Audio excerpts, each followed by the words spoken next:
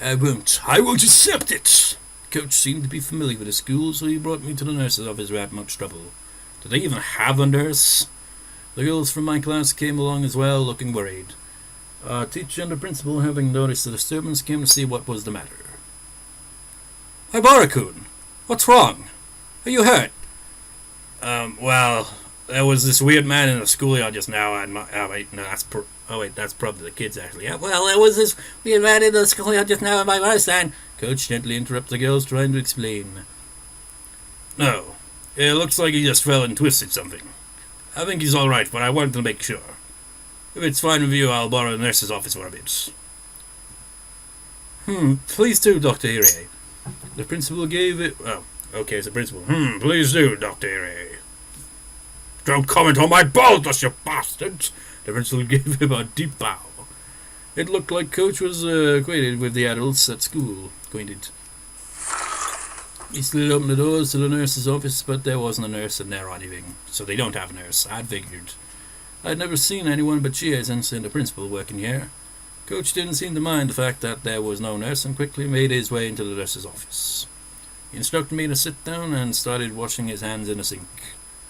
Oh, I get it. He's the coach for the boys' baseball team. He must be pretty used to treating wounds with first aid.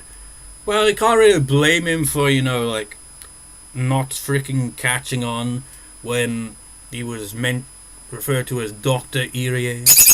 Because, the whole situation, but still. Can you show me where it was? Are you still in pain? No, it doesn't hurt at all anymore. Fine, really. I rolled up my shirt and showed him my shoulder. No bruise, not even nail marks. And yet it had hurt so much I thought my shoulders would be crushed. Even the pain had disappeared without a trace. It hurt so much, but there isn't a single bruise. Just means he's used to doing that. Used to it, huh? Next time you meet, don't provoke him. Nothing good will come of making him angry. If you go home with a uniformed policeman by your side, your family won't like that, will they? Well, right. Still, what happened? Why did you end up in a fight with him? He came up and said he needed something from Satoko. Satoko-chan. Coach's gaze lowered and his expression clouded a bit. Somehow that gesture seems to be saying Ooishi was bound to come to Satoko, and did, and that it was no laughing matter. Coach fell silent in thought. Quietly he took a compress out of first aid kit and put it on me. Does he still plan on clinging to Satoko-chan? He's a persistent man, I'll give him that, like a snake. Coach mumbled to himself. Cling? Does that Ooishi guy go to Satoko's place a lot? Coach didn't answer, but the lack of a denial served well enough. My ears ringing! What on earth did the policeman, probably a detective or something, need from Satoko? What mistake had led a detective to cling to the sweetly smiling Satoko? Ibara-san. Oh, right. You just moved here, didn't you? Yeah, I did, but... Have you heard anything about oyashiro-sama's curse about Satoko-chan? Well, I knew a few things about it, certainly. What was that? Just a brief thought? Satoko's parents were damn proponents, and their accidental death was because of the curse. You mean that? Oh wait, no, that's probably Keiichi now. Satoko's parents were damn proponents, and their accidental death was because of the curse. You mean that? Coach smiled thinly and dryly. So you know, he said, upping his gaze. If I recall correctly, there was an accident on a viewing platform at the public park she'd gone to with her family, and her parents died.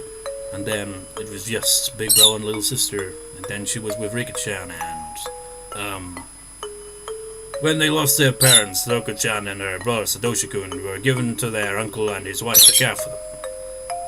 Oh, is that so? Their parents died in an accident and Satoshi ran away, leaving only Satoko to start living with Rika-chan. I'd known that much, but this was the first time I heard they'd been brought to their uncle and aunt. Their uncle was Satoko-chan's father's younger brother. Unfortunately, neither of the couple were people deserving of respect. Coach normally picked his words politely, so when he came out and said they didn't deserve respect, it really made me wonder what kind of people they were. As soon as Stoga-chan's parents came out in support of the dam, their uncle and aunt took on a lot of the shame in the village as well. They would never have welcomed in Stoga-chan and Satoshi-kun. I've heard that for the siblings it was a very rough life. Bit by bit, Coach told me about the numerous agonies the Hojo siblings had suffered at their uncle's house. As their guardians, their aunt and uncle sucked up everything belonging to their immediate family. Satoko and Satoshi were cramped into a small room and their lives were laden with things that were miserable both for their bodies and minds. In the first place, since apparently their aunt and uncle weren't on good terms, there was no end to their fighting. And as if in revenge for that, whenever they saw Satoko or Satoshi's face, they would always find fault with them, scold them, yell at them, strike them, and take away meals as punishment. I still shudder to think about it. You've never known any Satoko but an energetic and healthy one now, so you probably couldn't imagine her face being so deathly pale, a girl always standing dazed in the shade of trees. I couldn't imagine it, and I didn't want to. That was how I honestly felt. But at the very least, Satoko wasn't like that anymore. She may have had a miserable life in the past, but it was different now. Something happened to change that life.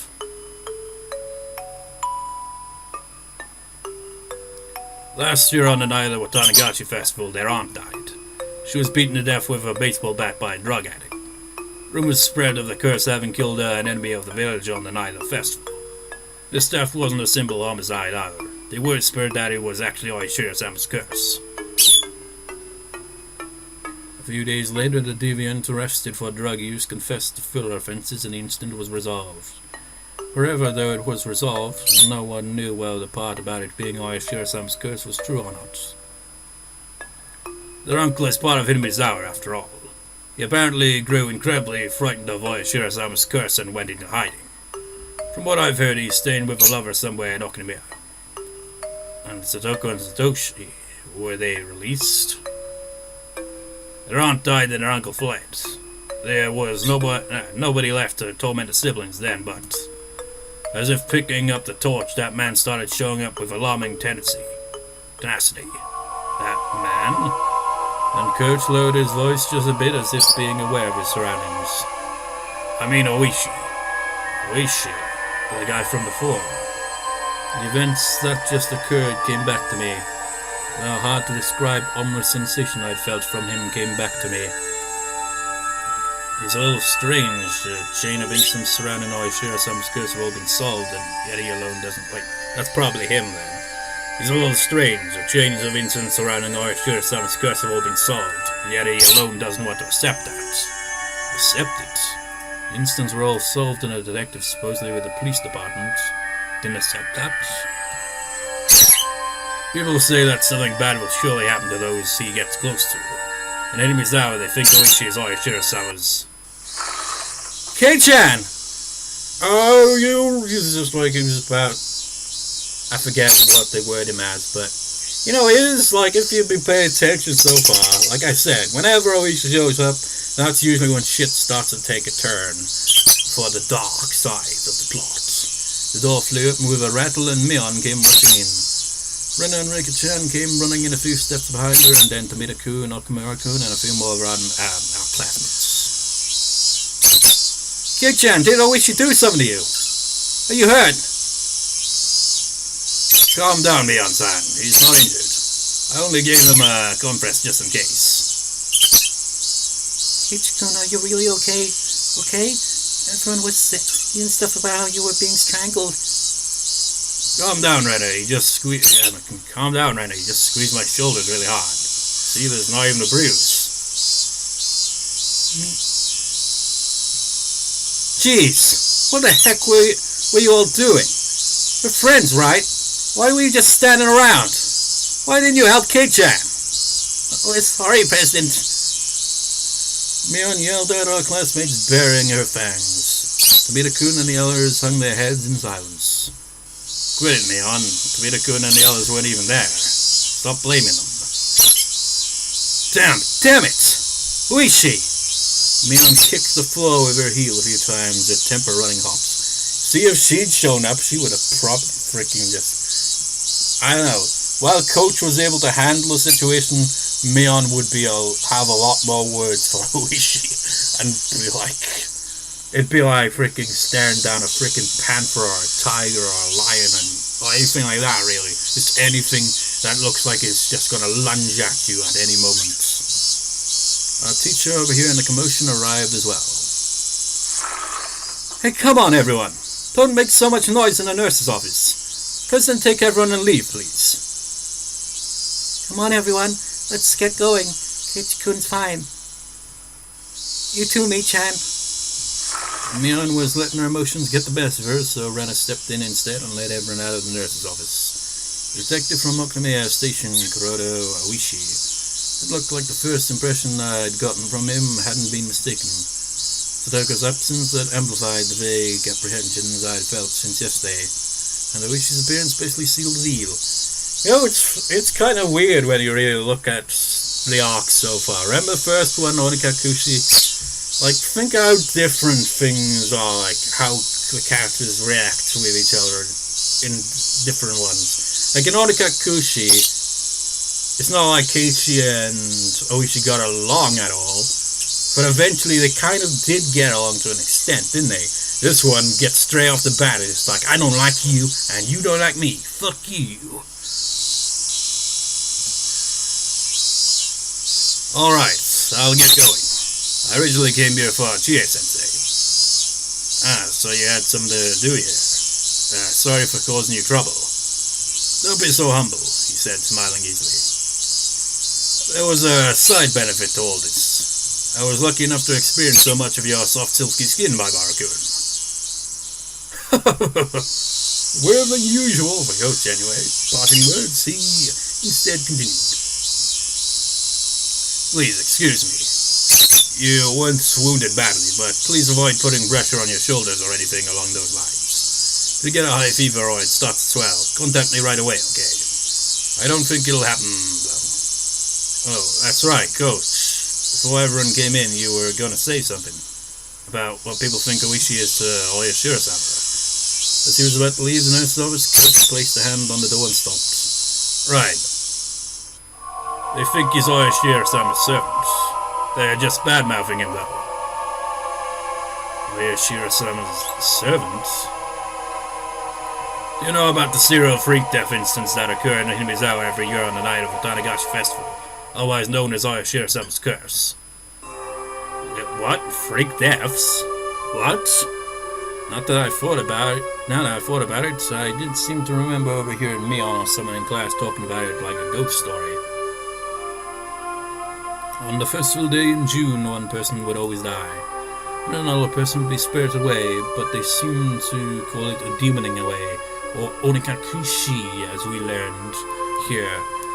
What a fine story that was! I figured they made it up to scare me, but it was true. I don't have any idea who first suggested this, but at some point everyone started calling Ooishi oyashiro-sama's servant. Why? Because the rumors go that he decides to sacrifice for the curse every year. Whenever June came around, Ooishi would start paying frequent visits to Himizawa. Because Ooishi had been persistently questioned most of the dead or disappeared people.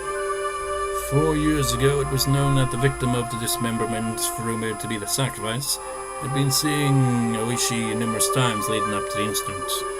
Sacrifices 3 years ago were Satoko's parents. Right before the accidental death, Ooishi had apparently visited their home. The one who disappeared 2 years ago was Rika-chan's mother, and again, people know that before she vanished, Ooishi had been talking to her extremely frequently. The one who disappeared last year, Satoko's older brother, Satoshi. Satoshi too had apparently been approached by Ooishi many times before he vanished.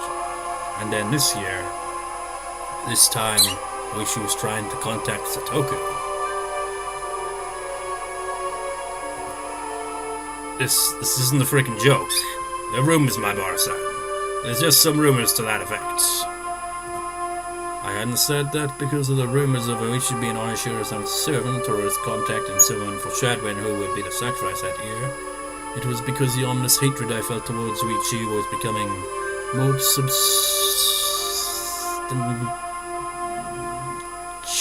more real. or whatever. Today, Satoko, she was absent today, wasn't she? Wait, really? That looked like news to Coach.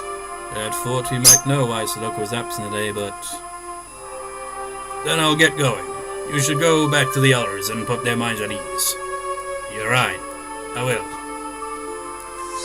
Flatter, Coach left the nurse's office and headed towards the teacher's lounge.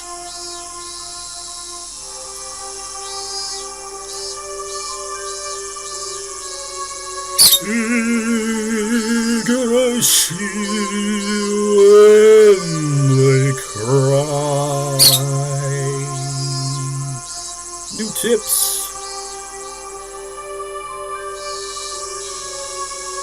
Achievement unlocked, better left untold. What is that, a ball or is there light shining on a wall? Let's go over the tips, why not? Research notes. The Hojo family. Every year, oyashiro-sama's curse claims 2 victims. There's like no freaking music or even freaking cicadas.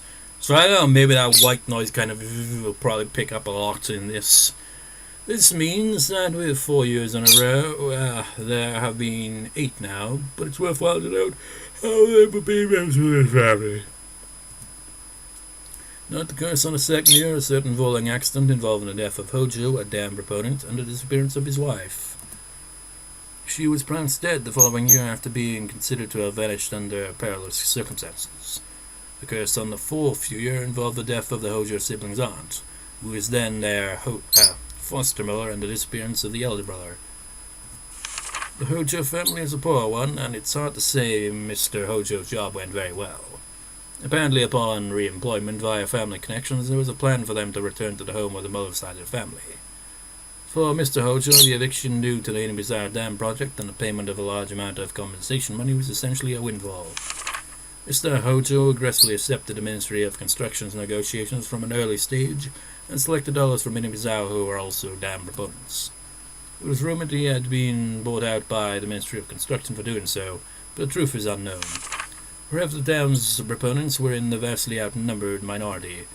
In addition, as the Sonozaki family strengthened its own foundation and promised support against the dam, all the proponents, save for Mr. Hojo, switched over to the anti-dam side. At this point, Inubizarre was completely united against the dam, and Mr. Hojo was held up to ridicule as a stooge of the dam project's proponents. He was essentially used as a scapegoat for the anti-dam coalition. In the end, the dam project collapsed with oyashiro-sama's curse and dismemberment incident. However, punishment towards the bitter enemies supporting the dam project continues to this day. There are not many left today who supported the dam project, nor who had a negative reputation at the time. If there were any candidates left for the curse, it's the husband of the housewife who was beaten to death last year, Teppei Hojo. Teppei Hojo. If you remember from the previous record session I did, that name came up when Ooishi and his workmates and all that shit were playing Mahjong, you remember that? And Mr. Hojo's daughter, Satoko Hojo. Strangely, these 2 are the only candidates left. Will this year's curse come down on the 2 of them? There is more than enough value in observing them both. Clearly Ooishi's notes. But this is also his notes as well. Well, there's memo, but whatever. To Ooishi-san. Okay, it's to Ooishi-san, so he didn't write it. There was a call from you from Section 4's Chief Shigeharu. Apparently, the slaughter corpse in the Ojikawa River is related to the S group as we thought. We're still verifying what happened behind the scenes, but apparently the deceased while up dozens of self-created fictional bank accounts to their liberty money from the S group reaching around 100 million yen. It appears there were 3 or 4 men with former S group connections involved in this. They've already disappeared along with millions of yen. The deceased was tortured on the point for information. She was clearly slaughtered as an example to others. There are apparently some real wizards chasing down the people who disappeared. That description, I just picture it like proper wizards, like actual wizards, hats, big beards. Just picture them chasing people down a field or something, like, come back here! They're also spreading letters to related Yakuza groups not to harbor them. There's still no evidence that Teppei Hojo is one of those people. From what Chief Shigeharu has seen, nothing's been announced. For such a dependent, the man wasn't trusted at all. Teppei Hojo has left his apartment in Okunimeya and has returned to his former residence in Hinamizawa. Dun, dun, dun, dun, dun, dun, dun, dun, dun. Told you, man. Of course, that's just the tips. We're not going to find out about much of that for a little while longer, probably in the main blog here. Is Hojo-san staying home today too? Frida-san, do you know something? Oh wait, is Hojo-san staying home today too? Frida-san, do you know anything? Richard's voice wasn't critical, but Rika-chan hung her head, unable to answer, and I felt really bad for her. Have we heard this music before? The teacher called Rika-chan up, and they had an exchange in hushed tones at the da-da-da-da-da-s, or whatever it's pronounced as. At first, Rika-chan said that Satoko's fever had grown worse, but everyone in class knew it was a lie. Because every day, Rika-chan brought Satoko's bento with her. Satoko-chan, I wonder what happened. Don't ask me. I'm the one who wants to know most of all. It was already the third day since Satoko's first absence. Ever since then, I haven't felt good. Until just last Sunday, everything had been so much fun. I'd reached out to Satoko like a real older brother, and we spent that time quietly, but warm and comfortable. So why had it suddenly been flipped over? The more I thought about it, the more I thought that the world had taken a turn for the worse ever since Ooishi arrived. Yeah, told you, man, anytime he shows up, that's when it takes a dark turn in the plot. But it's usually, he usually makes an appearance after the festival. The festival hasn't even happened yet. I don't even know if we even see the festival in this one. Thinking on it now, maybe the strange apprehensions plaguing me the night before Ooishi arrived had been a sign. Kuroda Ooishi, oyashiro-sama's servant. Shit, that's impossible. Can't decide Satoko will be the curse victim this year just because he showed up. She would have saw a slip-up that I committed, so it caused those fun times to end so suddenly. Yes, it was the day before Ooishi appeared. Mion and Rena had spoken of the curse surrounding Satoshi's disappearance, and it was so sinister it gave me a bad premonition.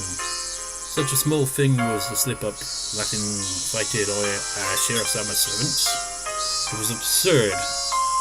I kept on groaning to myself that I would never accept it ever. I obviously wasn't the only one suppressing my feelings.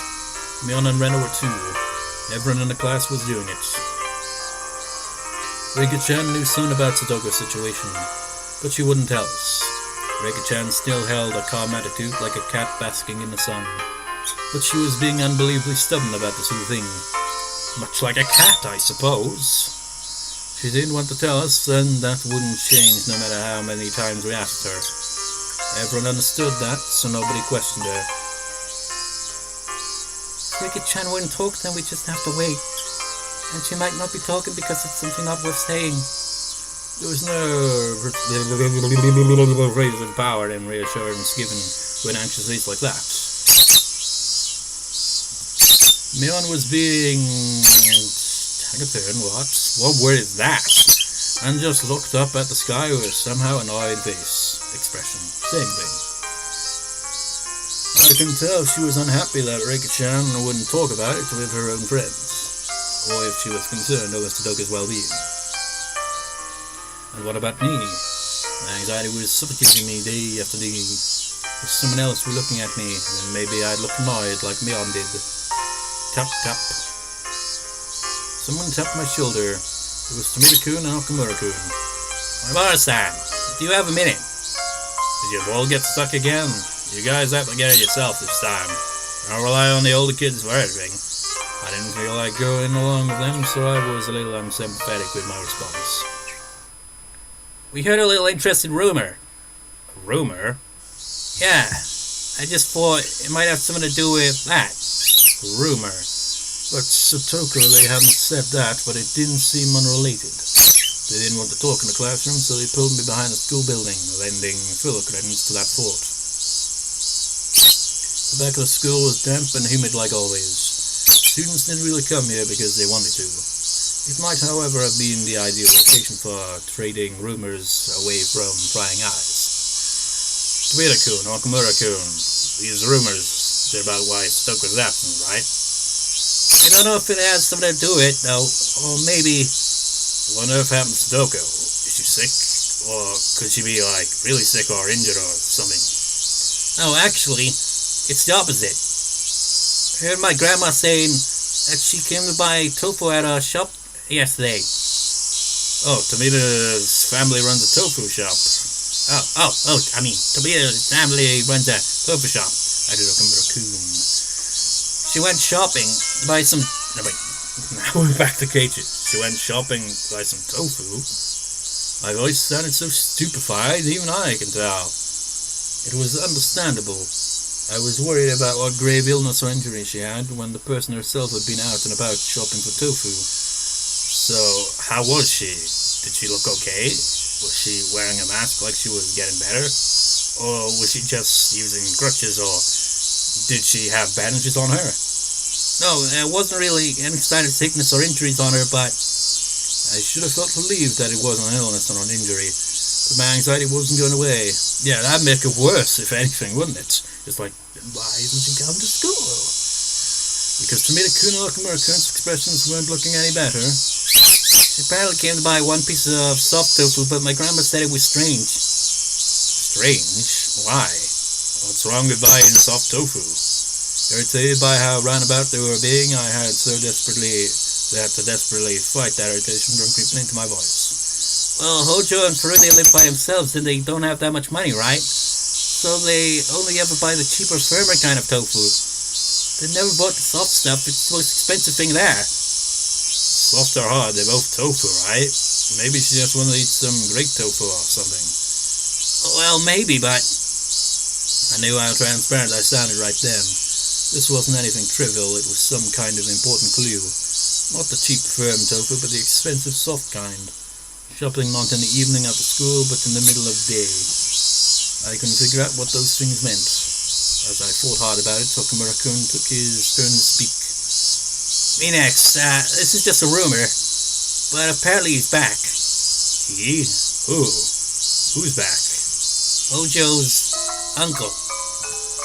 Satoko's uncle. Right, I think Coach told me about him.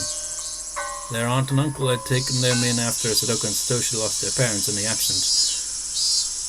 I can imagine Keiichi's like, oh, is that it? And then wait, all that other stuff Coach told me about. Oh, shit! Hojo's uncle, they say he skipped town last year to get avoid Oyashiro-sama's curse. He's really scary and violent like a gang member. Everything Coach told me came back in bits and pieces. Right. The mean aunt and uncle who had tormented them all the time. I think he said that after their aunt was beaten to death by the Divians, he ran away to his lover's house in Okamea in fear of the curse. Why would she be staying home from school and shopping herself tofu in the middle of the day just because her uncle came back? My underclassmen clamped up and looked downwards. There must have been some big hint buried in there. Even if I didn't understand, if I had told Mion or Rena about it, maybe they know something. Oh, my bad, you two. You were nice enough to talk about it, and I started hammering you with questions. Oh, no, it's okay. Now we know that she hasn't been in bed this whole time gravely ill. That's worth something, right? But it's in a worse situation than that. Really, that might be true. But it still won't. It won't make the clouds in my mind fade away. My bar-son, over there! Nakamura-kun cried wildly, pointing over my shoulders behind me. It's... Startled, I turned around, and way on the other side of the schoolyard near the school gate I saw a figure trudging forth. Oh my god! It's Hojo! I burst into a run faster than I could speak. so that as quickly as possible I could see with my own eyes that she was okay. Does she look okay? Satoko! Satoko seemed taken aback by me shouting and running over to her. Oh, hey, what is it, Keiichi-san? You surprised me with all the yelling and running. Stupid enough about me already. 3 days, what happened, Satoko? We're so worried. What a worrywart. It was only 3 days. You're such a worrywart, Keiichi-san. From listening to her, she seemed like the normal Satoko, but I could tell she was clearly acting strangely. Okay, voice her as normal then. I was doing it in a kind of like, clearly making it obvious she's putting on an act, because she's clearly not A-OK. The smile was somehow full on, and her complexion was bad for some reason. Hojo! Were you alright? Were you sick or something? Kibita-kun and Nakamura-kun both expressed their concerns. Just what happened anyway? 3 days. You know how worried I was? Oh, I do so apologize. I was just giving the house a good cleaning. We haven't used it for a long time, so everything was covered in dust. Huh? Satoko, what are you talking about? Why would you have to stay home from school to clean the house? Satoko didn't answer me. Instead, she passed by me and headed for the entrance.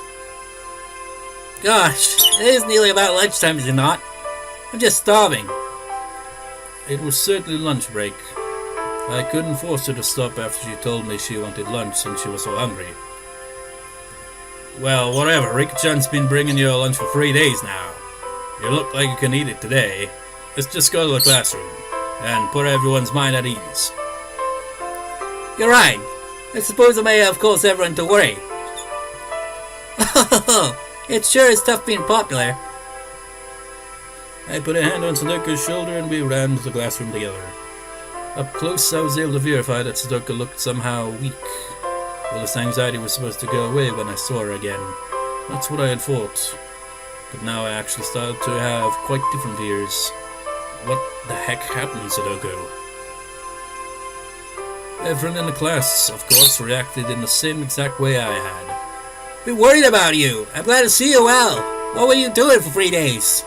Classmates shouted during questions. I truly apologize for causing the fuss. As she cackled, she chowed down on a bento Rika-chan had made for her. Those in the teacher's lounge must have been informed of Satoko's arrival because our teacher sprinted into the classroom, breathing ragged. Hojo-san! Oh, Sensei! I'm sorry for worrying you these 3 days. As you can see, I'm as fit as a fiddle. I was really worried about you. When you are done eating, come right to the teacher's lounge. I have a lot to talk to you about. I must be in for a good scolding for those 3 days that I cut class. Satoko laughed sheepishly while she scratched her head and the rest of the class burst out into laughter. You know, the way I'm voice acting, I feel like I'm instinctively voice acting her a bit more solemnly than usual because the mood is like calls for it, but at the same time she's putting on the act so it should be more upbeat, but still. The teacher was acting angry, but she breathed a sigh of relief at seeing Satoko healthy and smiling as she ate her lunch with the class surrounding her. Well, relief, right, Rena? Huh? Oh, sorry. Yeah, I'm glad she's okay. I looked at Rena and knew. She had a sense that something about Satoko was off too. I looked to see Mion detached from the clamor as well, with a somewhat grim expression. But Rika-chan, on the other hand, was smiling from ear to ear. Not that we can see her ears, though. She spread out the bento boxes one by one as Satoko finished them. Finally, Satoko was satisfied, and after enjoying a thorough conversation with her classmates, remembered that she'd been called to the teacher's lounge. It's such a pain, but I think she'll be angry if I don't go. I'll go with you. Satoko rises from her seat and Rika-chan runs over to her. I do apologize, Keiichi-san. I'll be right back after getting scolded. Right. I mean, I could go with you too. We're all comrades and getting scolded in the teacher's lounge ever since the curry incident, right? It won't be necessary. Keiichi should find the place while we're away. Rika-chan's words were gentle, but the firm rejection was clear in her eyes. The two of them exited into the hallway, walking shoulder to shoulder. After seeing them off, the class breathed a collective sigh of relief, broke apart, and went back to the usual lunch break banter. We, however, couldn't go back to how we usually were. Not I, not Mion, and of course not Rena. They stared at the classroom exit Satoko and Rika-chan had left through, their expressions a little distant and grim. We're all friends, isn't that right? I blurted out something strange, so Mion and Rena turned around with dubious expressions. I won't keep anything from my friends, so I'll tell you what I just heard a little while ago. I told them the stories I heard from Tomita-kun and Okamura-kun earlier about the tofu shop. Now Satoko's uncle had apparently come back. All at once, without letting them speak. And that's all I know, so if either of you knows anything, please say so. I've said everything I can. I ended my sentence firmly and looked into Mion and Rena's eyes in turn. Rena stared right back at me. Her eyes didn't falter. Without even opening her mouth, I could tell she wasn't hiding anything. And our gazes turned to Mion. It's not like I was trying to keep it a secret or anything. Mion couldn't seem to endure our silent stares and began to talk timidly, as if she was guilty of something. It's just, now that you've said something, Kei-chan, I guess I have to talk about it. Chan, you know something. Well, I mean, I knew from the first day that Satoko's uncle had come home that he just randomly showed up in Himisawa last Sunday. Why didn't you tell us that? I'm sorry. My angry shout caused Mion to flinch away, look down and hang her head uncomfortably. Keiichi-kun, it's nothing to get angry about. It's scaring me, Chan. Sorry, I shouted at you. I lowered my head in apology. All I can think of when Rena said that is when her reaction to, oyashiro-sama, subject of it. Remember that? Scaring!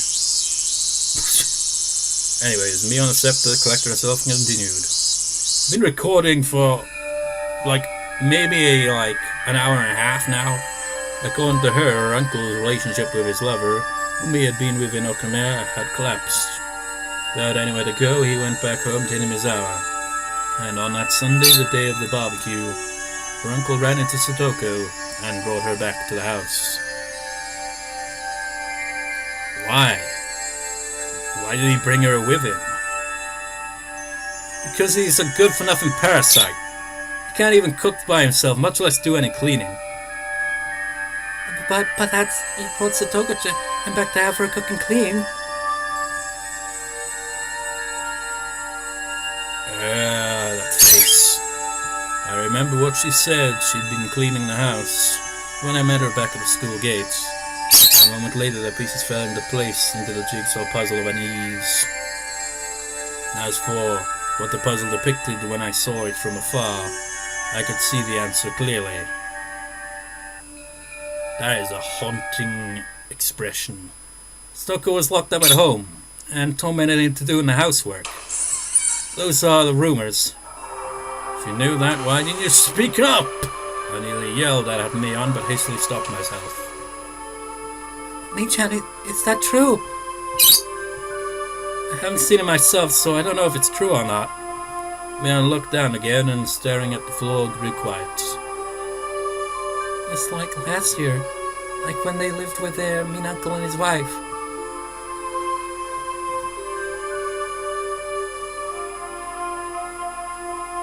Who's speaking now? This uncle is completely helpless when it comes to housework, right? If Satoko is that important, then there wouldn't be any reason to torment her, would there? Wait, no, that was Keiichi, I don't know. Would there? Keiichi-kun, I don't know what grounds you have for saying that. But you shouldn't read in my voice. It was you that was supposed to be saying it. But you shouldn't be so irresponsible. Rena clearly and directly got mad at me. You don't know much about this, so don't talk as though you do. Yes, that's clearly what she meant. Fine then. Do you know something, Rena? I don't know anything either. I didn't know her uncle had taken her to the house until hearing it just now. But the situation is different from a year ago. Situation is different? What does that mean? Satoshi-kun isn't here. Satoshi really cared about his little sister. He always stuck up for her. He was her shield so that she would be affected just a little less by their mean aunt and uncle's fighting. There's that smile again, you know, that kind of solemn look on her face that she rarely does. I mean, Uncle and Satoko-chan are the only ones living there now. Can't you imagine how stifling that must be, Keiichi-kun? He only even came back because he broke up with the woman he was staying with. Do you think a person who came back for such an unpleasant reason would be able to treat Satoko-chan kindly? She was right. It wasn't easy for me to imagine Satoko not being tormented. Sorry. No, I'm sorry too. I sounded like I was interrogating you, didn't I? Oh. An awkward atmosphere floated around us, among us. The three of us remained silent and just stared at the floor.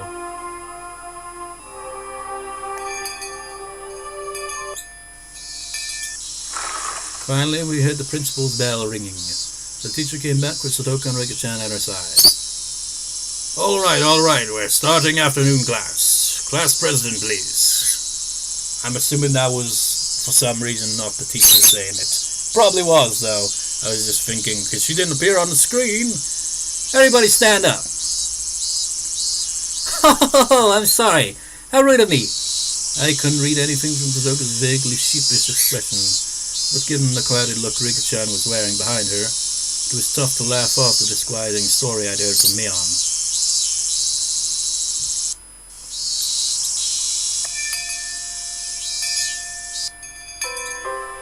Alright, first time in a while everyone's been here. Let's all have a roaring good time with the whole club. Yeah, perfect. Indeed, in times like these, the best thing to do was obviously get rowdy and scheme against one another in a club activity. Just what I was waiting for. Hey, Satoko-chan, let's play. It was that game you liked, wasn't it? What was it again? It doesn't matter which. Tell me. Mion laughed happily, took a bunch of games out of the club locker, and lined them up on the desks. I think that was the first time Mion's ever let someone else decide on a game for her. I could tell she was being especially considerate to Satoko, thinking that whatever her circumstances, if we could just enjoy our time together as a group, that might be some comfort, some diversion. Satoko seemed to understand her feelings too, and smiled vaguely, though pleased. But her head slowly moved from side to side. I'm very grateful, but your feelings are enough. There are many things I need to do, so... Even Rika-chan hung her head in remorse. Hey, whoa, seriously! All the club members are here for once and we're not playing anything. The surgeon in the face of the enemy, what was the punishment game for it? What part of the club constitution was that in? Stop it, Mei-chan. You can't force her to play with us. Hey, this old man isn't trying to force her or anything. I just thought it would be more fun for a show if we did something exciting. Really, I'm happy you feel that way. Don't worry, next we meet you'll see. I'll get you all caught in a gigantic trap. Ho ho ho ho! Look, while insulting us, still said she couldn't participate in the club today and apologized. She quickly put her fingers into her bag and pattered out into the hallway, disappearing. It all happened in the blink of an eye. Rika-chan stared lonesomely as her friend hurried home, unable to be part of club activities. Silence filled the classroom. Both the cheerful voices of our classmates in the schoolyard and the voice of the Kakatas sounded like they were coming from some faraway world. This is boring. The silence was broken by Mion's bitterness as she began putting the games on the desk back into the locker. Everyone just stared absently at Satoko's seat, now empty. Rika-chan, maybe you could tell us about it now. Rena made as gentle a smile as she possibly could and spoke softly to Rika-chan. Even without hearing it from her, we pretty much knew the situation at this point. Satoko's uncle had broken up with his lover and came back home dating Mizawa. And he had taken Satoko back home and forced her to do all the household work. And that's all he had to be, and that all had to be pretty rough on her. Thinking this was common knowledge to everyone, I skipped to the important part. Is it really bad? Maybe Mion and Rena wanted to ask the same question. Nobody spoke. We all just stared, waiting for Rika-chan's reply. What will be Rika's reply?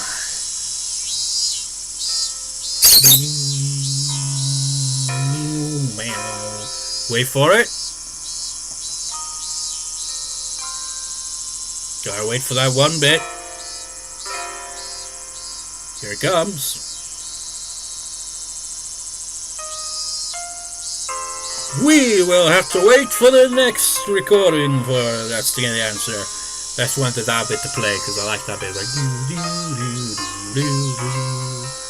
but yeah, man, it's just like every freaking goddamn arc seems to one up it every other one, isn't it?